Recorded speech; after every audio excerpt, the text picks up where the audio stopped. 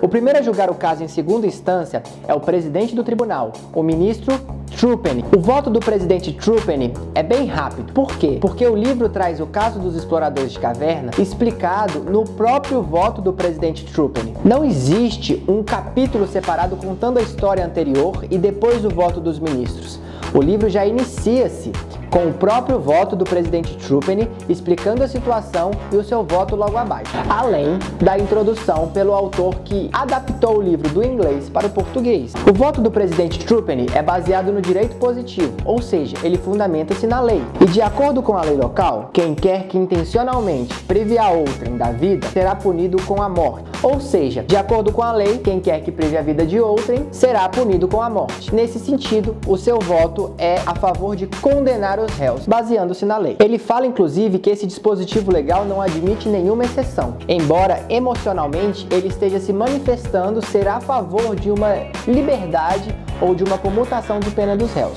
Ou seja, lendo o voto de Truppeny, você entende que ele não queria condenar os réus, mas ele, baseando-se no direito positivo, ele vota por condenar os réus. Nesse sentido de emocionalmente não querer condenar os réus, ele é a favor que se espere um posicionamento por parte do executivo, para que se comute a pena em prisão simples. E ele acha, inclusive, que o executivo vai se manifestar a favor dos réus. Nesse sentido de ser contra a condenação dos réus e mesmo assim votar dessa maneira, ele é a favor que se espere que o executivo se manifeste, para que se comute a pena dos réus em prisão simples. Mas seguindo, o segundo voto é do ministro Foster. O ministro Foster acredita que o veredito desse julgamento afeta mais a sociedade de Commonwealth, que é onde se passa história, em si, do que os próprios acusados. Foster afirma também que condenar os réus é contrário ao senso comum. Foster utiliza de dois argumentos. No primeiro argumento, ele diz que o direito positivo da sociedade de Commonwealth é incapaz de julgar esse caso,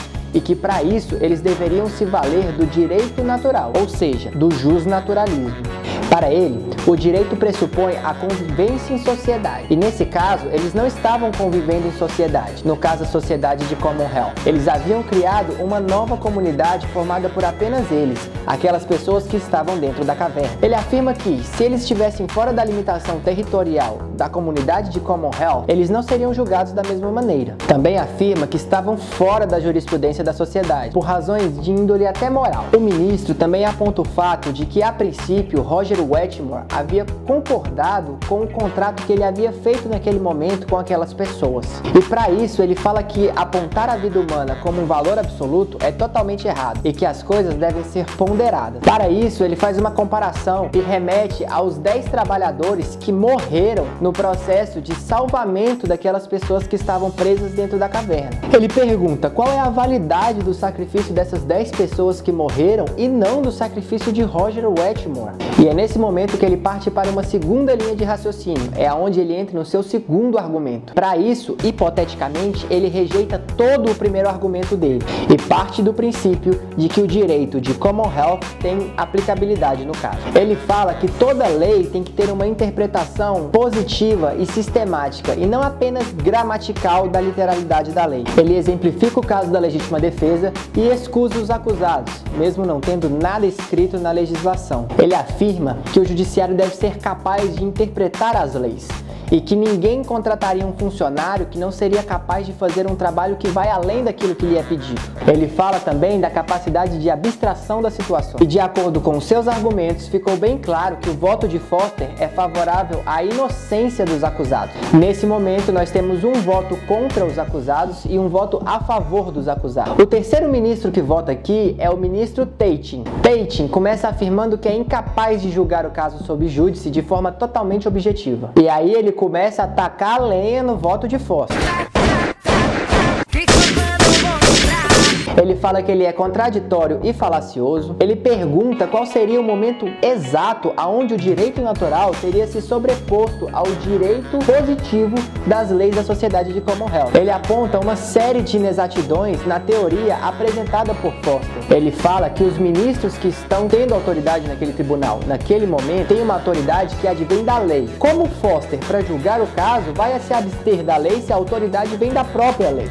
Ele critica o patamar de importância importância que Foster deu aos contratos em seu voto. Para isso, ele fala que os homicídios e a prevenção aos homicídios são mais importantes do que a formação de contratos e que a vida é um bem jurídico indisponível, só que de maneira indireta. Ou seja, a gente nota que Tate é totalmente contrário às posições de Foster. Em relação à segunda parte da argumentação de Foster, ele continua falando mal. Ele fala que, além de nebulosa, ela é ambígua, fala que o Foster está considerando apenas a função preventiva do direito e não as três funções do direito, que seriam a função de prevenção, retribuição e reabilitação.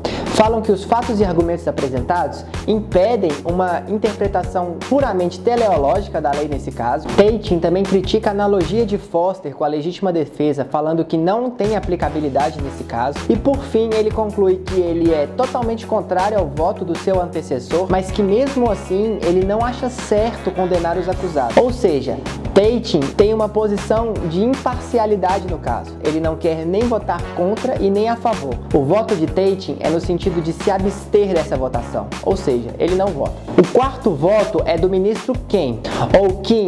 Ken começa o seu voto esclarecendo duas questões que ele acha de extrema importância para esse julgamento. A primeira delas é em relação ao pedido de clemência que se teve por parte do judiciário ao executivo. Ele fala que o presidente do tribunal não deveria ter instruído o poder executivo dessa maneira e que as instâncias são independentes entre si. Ele fala que, como jurista, o julgamento tem que ser baseado na lei. A segunda questão que ele levanta é que o jurista deve aplicar a lei, independente de suas intenções, de sua moral e de suas condições emocionais. Ele deve simplesmente aplicar a lei aos casos concretos. E ele volta a repetir a lei. Aquele que intencionalmente prive a outro a vida será punido com a morte. Ele fala que não tem necessidade de diálogo no caso. Deu para saber o que os acusados fizeram e qual é a lei. É só aplicar. É muito simples. E ele volta a repetir que a função do juiz é aplicar a lei, independente dos seus valores morais. Ele busca então exemplos na história recente de seu país para fazer analogia. Assim, ele busca explicar os perigos do judiciário afastar a lei em relação ao julgamento dos seus casos. Ele explica brevemente como o poder legislativo entrou em conflito com o poder judiciário por causa de um caso parecido com esse. Por isso,